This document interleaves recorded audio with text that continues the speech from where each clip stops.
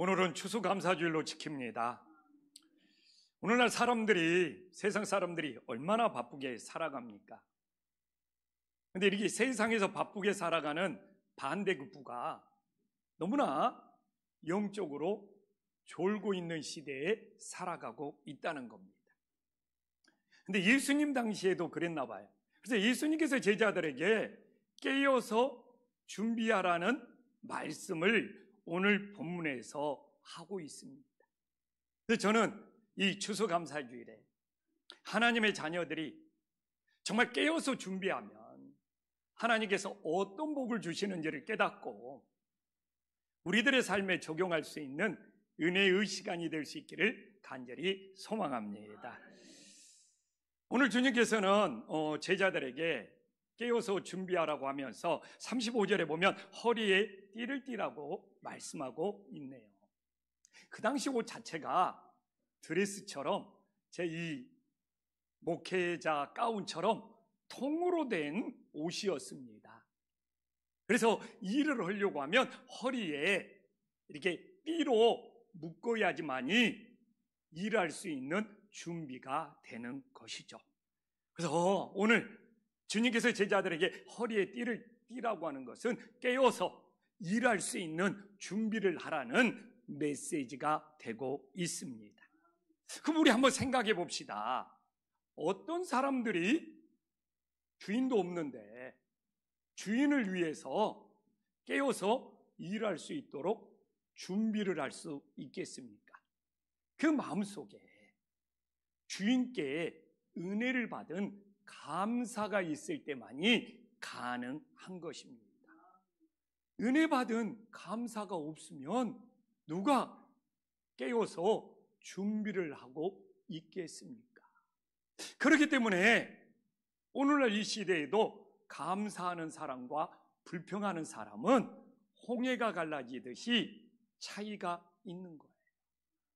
늘 불평하는 사람은 그 마음속에 감사가 없기 때문에 내가 왜 주님을 위해서 일해야 되냐고, 내가 왜 주님을 위해서 깨어 있어야 되냐고 따지면서 물어볼 수밖에 없는 것입니다. 그러나 정말 주님을 위해서 깨어 있는 사람은 주님께 받은 은혜에 대한 감사가 있기 때문에 내가 주님을 위해서 무엇을 찾아서 일을 할 수가 있지? 정말 주님을 위해서 뭔가 일하도록 찾게 된다는 겁니다. 저는 2002년도에 교회를 개척하고 매년 부활절과 추수감사절이면 이렇게 선교 바자회를 하고 있습니다. 선교 바자회를 하면서 딱 두 부류로 갈라져요.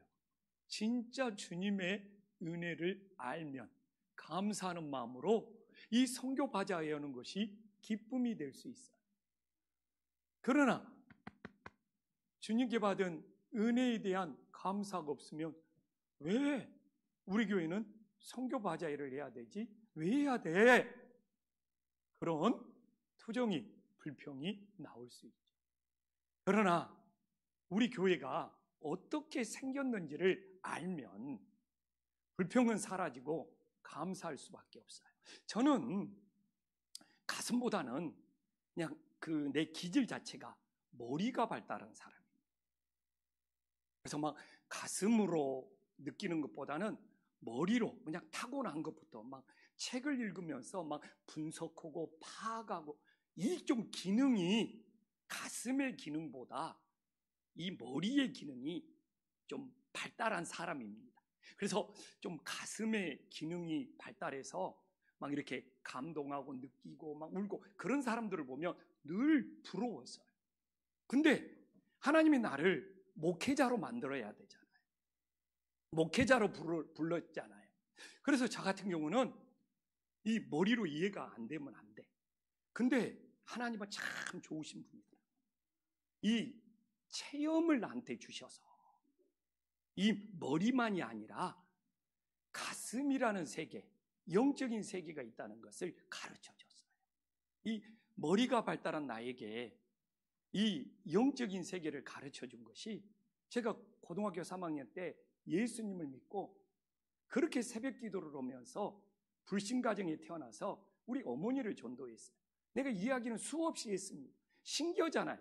어머니가 교회를 나오면 왜 아버지가 이유도 없이 머리가 깨질 듯이 아픕니까? 어머니가 교회를 안 나오면 아버지가 멀쩡해요. 이게 얼마나 심했냐면 어머니를 내가 데리고 교회를 갔거든요. 아버지 머리가 깨진다고 해가지고 예배드리는 어머니를 중간에 불러가지고 대학병원 응급실에 갔어요. 변명이 안 나와요. 그래서 제가 이야기를 하니까 어떤 분이 신경이 쓰여서 머리가 아팠나 보다고 또 멋진 해석을 하더라고요. 근데 저는 저 같은 스타일의 사람이 영적인 세계가 있구나. 지금도 잊을 수. 그래서 신학교 가서 어떤 말을 듣더라도 이 영적인 세계, 이 성령의 감동, 이 믿음이 흔들리지 않았어요. 근데 이제 영적인 세계를 하나님이 체험하게 해주셨잖아요. 근데 또 하나 문제가 교회에 오면 은혜 오는데 머리로는 알고 있는데 가슴이 안 느껴져요. 근데 이걸 어떻게 알았느냐? 지금 나이로 따지면 지금 만으로 따지면 그 당시 35 생일이 안 지났으니까 34세 이 김포한식교회를 개척했잖아요. 그때 근데 인생 자체가 은혜라는 것을 배우게 돼요. 아니 세상에 누가 34살 젊은 목사한테 모든 개척 자금을 다 지원해서 교회를 개척해 줍니까? 아무런 조건도 없이. 이때 이게 바로 은혜구나. 아니 34살짜리 불신 가정에서 태어나 교단이 뭔지도 몰라서 우리 교단에서 연줄도 없고 백도 없고 정말 이 교단에 들어와서 목회를 하면서도 정말 기댈 수 있는 사람이 하나도 없다는 것이 힘든 적도 있을 만큼 누가 이 교단에서 나를 끌어당겨 주지? 나는 아무것도 없네. 그런데 서울 한신교회에서 이 김포 한신교회를 정말 그 당시 1억이 들어갔다고 하면 2002년도입니까? 지금의 화폐 가치로 한 사람 정말 이게 은혜구나.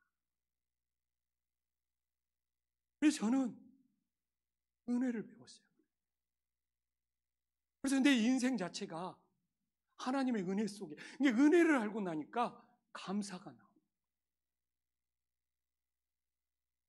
그래서 이렇게 은혜를 받아서 이렇게 감사한데 이걸 갚아야 될 거 아닙니까?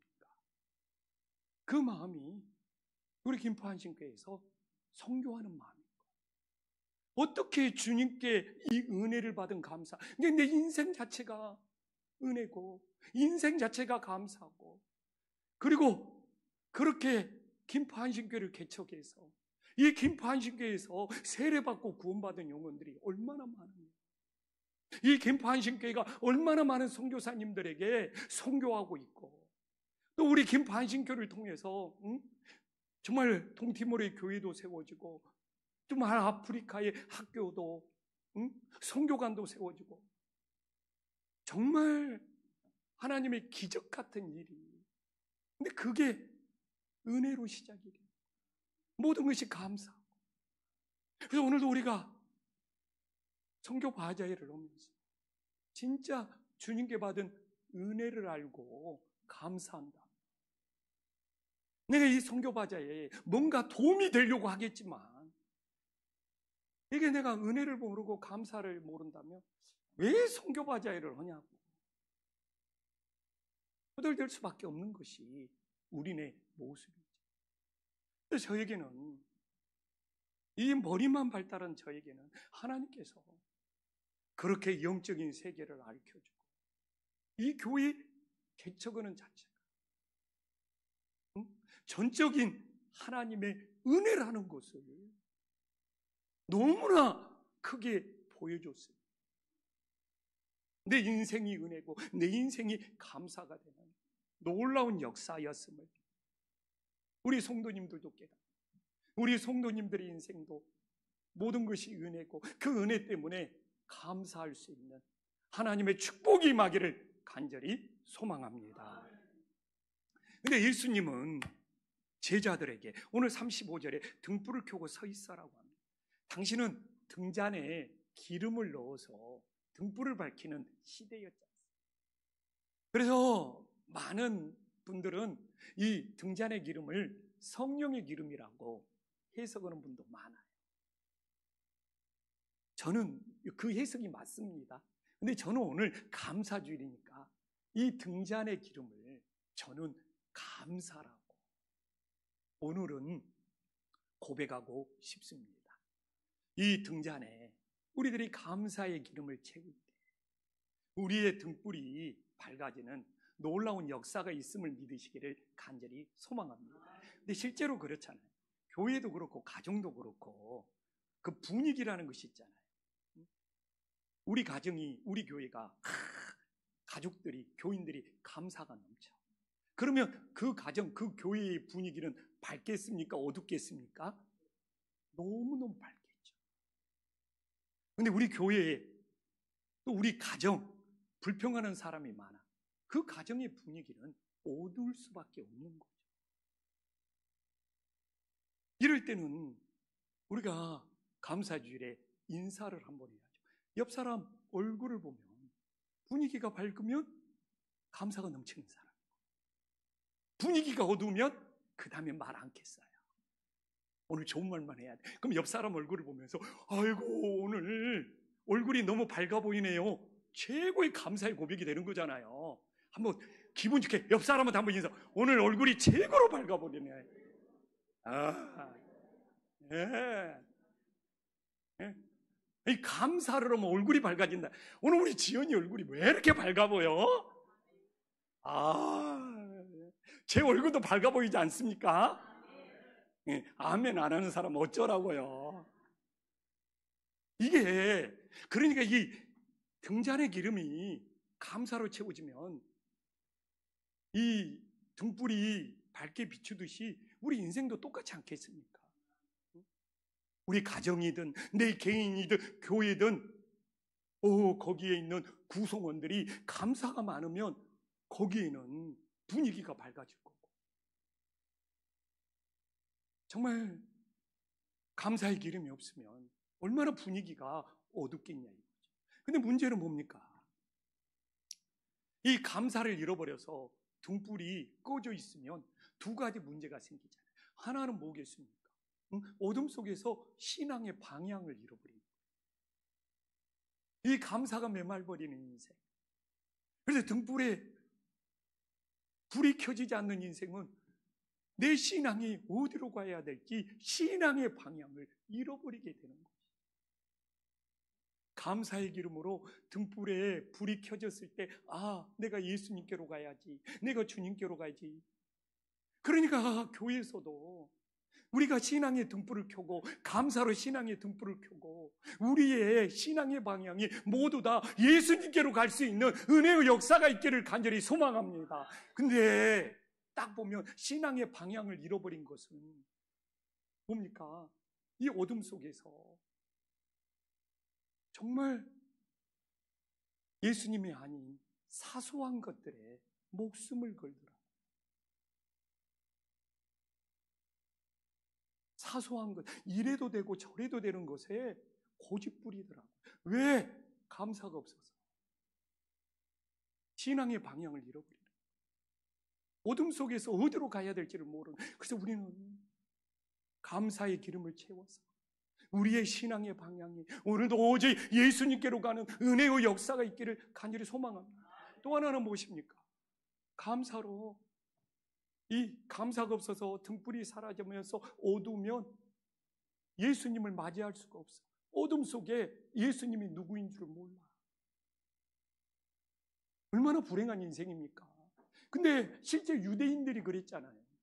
유대인들이 율법으로 정죄하면서 감사를 잃어버렸어. 그냥 율법이 신앙의 틀은 이래야 된다. 신앙의 전통은 이래야 된다. 그렇게 유대인들이 율법의 틀에 갇히면서 얼마나 많은 사람들을 정죄했겠습니까? 감사를 잃어버리니까 진짜 예수님이 왔잖아요. 그 예수님 몰라보잖아. 그 예수님을 몰라봐. 예수님이 누구인 줄을 몰라봐. 그리고 그 예수님을 배척해버려. 그래서 우리가 정말 오늘 등잔에 감사의 기름을 채워서 정말 등불을 밝힘으로써 신앙의 길을 잃어버리지 않고 우리 예수님이 누구인지를 알아볼 수 있는 은혜의 역사가 있기를 간절히 소망합니다. 근데 제가 오늘 본문을 보면서 놀라운 것은 감사하면서 깨어 기다리면 예수님께서 큰 복을 주시더라고요. 첫 번째 복은 무엇입니까? 오늘 참 기다리는 것이 쉬운 일이 아니에요. 왜? 언제 올 줄을 모르기 때문에 종들이 기다리는 것이 쉬운 것이 아니에요. 근데 오늘 기다리는 것이 얼마나 어렵다는 것이 38절에 보면 이경이나 상경. 이경은 오늘날로 보면 12시입니다. 유대인들은 3시, 일경이 9시요, 저녁. 이경이 밤 12시요. 상경이 새벽 3시. 와! 이 언제 올 줄을 모르고 이 기다리는 것이 잠도 못 자고 깨어서 기다리는 것이 쉬운 일이 아니라는 것을 보여주고 있죠. 근데 이렇게 이경 12시에도 상경 새벽 3시에도 깨어서 기다리는 이유는 무엇입니까? 반드시 주님이 오신다는 믿음이 있었기 때문에 그러는 것이죠. 그래서 믿음 없이는 한밤중 12시까지 새벽 3시까지 깨어서 기다릴 수가 없는 거예요. 그래서 꼭 기다림이 이 종들의 믿음을 더 강하게 만든다는 거예요. 이거 쉬워요. 음식점에 저는 한 번도 그런 적이 없지만 맛집에 가서 1시간 동안 2시간 동안 줄을 서서 기다려가지고 어떻게 1시간 2시간 줄을 서서 기다려서 그 음식을 먹습니까? 난 그 사람들 보면 존경스러워. 나는 해본 적이 없기 때문에 존경스러워. 왜 그렇습니까? 그 음식이 맛있다는 믿음 때문에 그러는 거예요. 아, 이 음식은 맛집이야. 이 음식은 맛있을 거라는 신뢰, 기대감. 그게 바로 믿음인 거잖아. 그러니까 1시간씩 2시간씩 줄 서서 기다릴 수가 있는 것이죠. 근데 우리 성도님들은 저한테 아무리 맛집이라도 어디 가서 1시간 2시간 줄 서서 기다리는 데는 저 절대로 데려가지 마십시오. 저는 사양합니다. 저는 예수님이 오실 걸 믿음으로 기다릴 수는 있지만 음식점에 가서 맛집이라는 것을 믿으면서 1시간 2시간 기다릴 자신은 없어요. 이게 기다리면은 이 믿음이라는 철저한 이 법칙이 있는 거예요. 그러니까 오히려 기다리면서 그 믿음은 더 강해질 수밖에 없는 거예요. 그래가지고 맛집에 들어가서 먹으면 자기가 기다린 시간이 1시간, 2시간. 그러니까 무조건 맛있어야 되는 거예요. 안 그러면 억울해서 속 터져서 난리 나는 거죠. 우리도 이렇게 기다리는 거, 주님의 은혜에 감사가 없습니다. 기다릴 수가 없는 거예요. 기다리다가 지쳐서 졸게 되겠죠. 그래서 우리 주님께 받은 은혜가 너무 커서 이 다시 오시는 재림하시는 주님을 기다리면서 우리는 오히려 믿음이 강해질 수 있는 놀라운 역사가 있기를 간절히 소망합니다. 근데 제가 오늘 본문을 이 추수감사절에 하는 이유가 37절 때문이에요. 난 놀랬어. 감사함으로 깨어서 기다렸던 종들에게 예수님께서 어떤 복을 주십니까? 37절 봐보십시오. 아니, 주인이 띠를 띠고 그 종들을 자리에 앉히고 나와서 수종들더라. 내가 예전에는 성경을 읽어도 그런가 보다 하면서 이 구절을 읽고 지나갔어. 성경 읽을 때 그러더라고요. 근데 어느 날 오는 순간 이 구절이 너무 가슴에 꽂히는 거예요. 아니, 어떻게? 종이 주인을 수종들어야 되는 거 아닙니까? 당신은 노예제도여가지고 종이 주인을 수종드는 시대였지 않습니까? 근데 주인이 종을 수종듣는다? 와, 세상을 뒤집는 거잖아. 와, 어떻게 이런 일이 있을 수가 있지? 야, 나는 내가 예수님을 믿는 매력이 바로 이거. 세상의 법칙은 하인들이, 종들이 주인을 섬기고 주인을 대접해야 되지만, 내가 믿는 예수님은 깨어서 기다리면 본인이 주인이고 본인이 주님이고 본인이 하나님인데 오히려 종들을 섬기기 위해서 허리를 끼고, 와, 내가 이런 예수님을 믿고 있다는 것이 얼마나 은혜이고 감사해요. 근데 예수님 믿으면서 대접을 받으려고 오고, 예수님 믿으면서 목에 힘이 들어가고, 이거 예수님 모르는 거죠. 오늘 봐보십시오. 깨워서 기다렸던 종을 예수님이 어떻게 섬기고 있는지 나는 오늘 이 본문을 보면서 놀랬다니까요. 그리고 내가 이런 예수님을 믿고 있다니. 그래서 신앙생활하면서 대접 못 받았다고, 누가 나 안 챙겨줬다고, 누가 나 돌봐주지 않았다고, 누가 나 관심 가져주지 않았다고 예수님 마음을 모르. 아니, 예수님은 제자들이 한밤중에 이슬 맞아서 찾아왔으니까 너희들이 나를 섬겨주고 너희들이 나를 돌봐주고 너희들이 나를 대접해줘야 된다. 사실 그 당시는 그게 당연했는데 우리 예수님은 오히려 주인임에도 불구하고 본인이 허리에 띠를 띠고 종들을 와 이렇게 섬기고 있다니.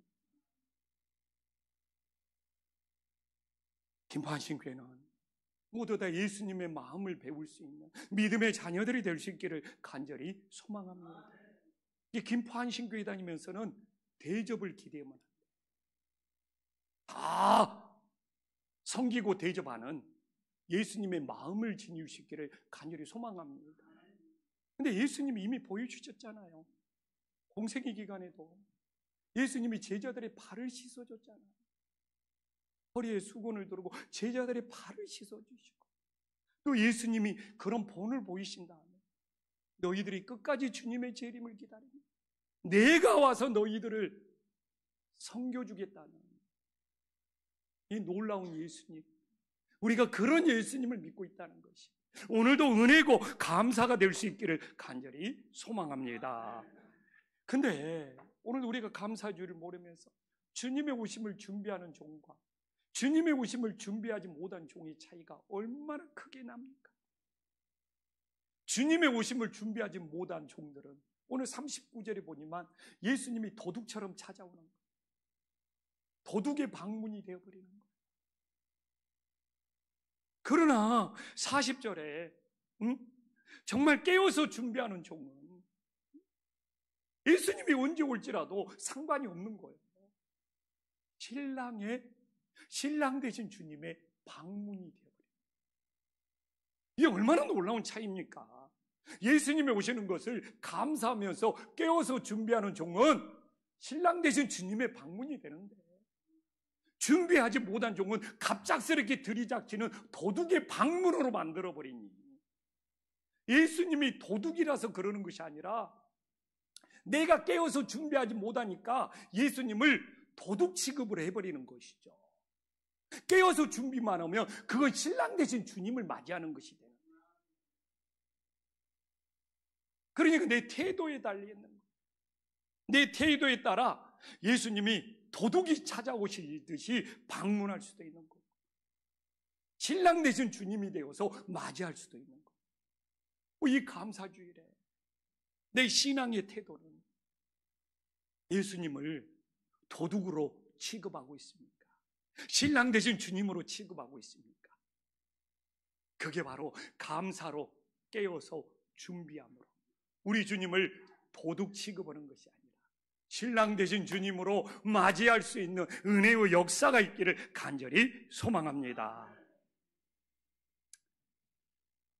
그래서 깨어서 준비하는 종은 예수님을 맞이하는 날이 복을 받는 소망의 날이 됩니다. 근데 깨어서 준비하지 못한 날은, 이 종들은 예수님이 오시는 날이 심판의 날, 두려움의 날, 멸망의 날이 되는 거예요. 얼마나 큰 차이입니까? 그래서 37절과 37절에 깨워서 준비하는 종에게 복을 받는 날을 나는 것이 반복적으로 나오고 있지 않습니까? 근데 깨워서 준비하지 못한 날은 그날이 두려움의 날이고 심판의 날이고, 감사로 깨워서 준비하는 종에게는 하늘의 복을 받는 날, 구원의 날이 되는 거예요. 근데 이게 신앙의 연수가 쌓여 있을수록 신앙이 타성해졌고 습관해졌고 매너리즘에 젖어서 깨어있는 것을 잃어버릴 수 있다는 것이죠. 그래서 자꾸 감사함으로 깨어야 돼요. 저도 이 추수감사절에 막 이렇게 선교바자회를 하면서, 그래, 우리 김포한식교회는 진짜 전적인 은혜로 세워졌지. 누가 나가, 막 그 은혜가 살아나고, 그래.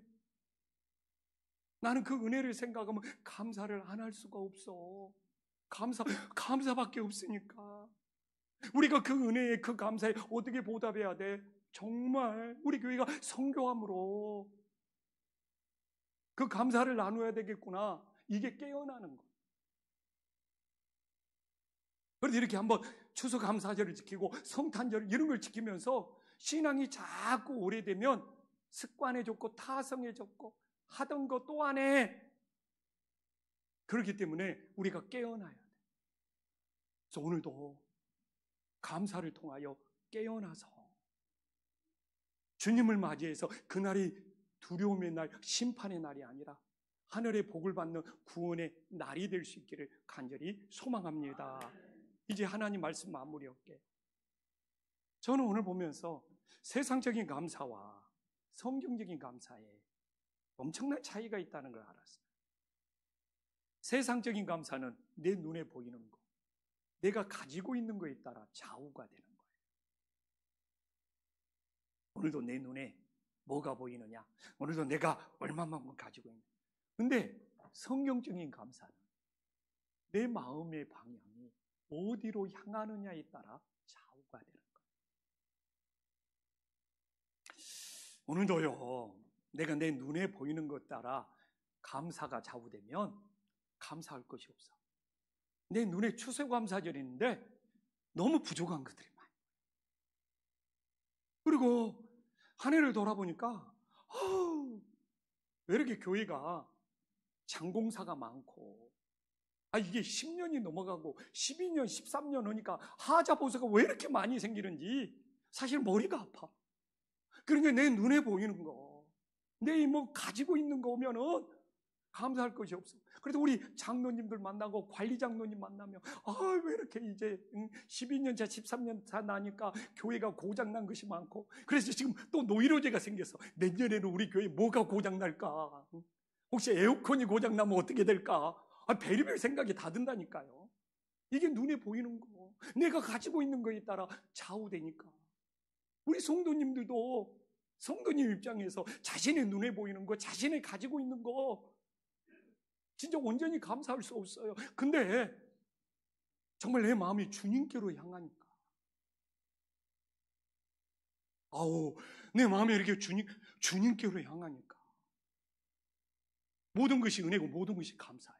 이게 내 마음의 방향이 어디로 향하느냐가 그렇게 중요하더라니까요.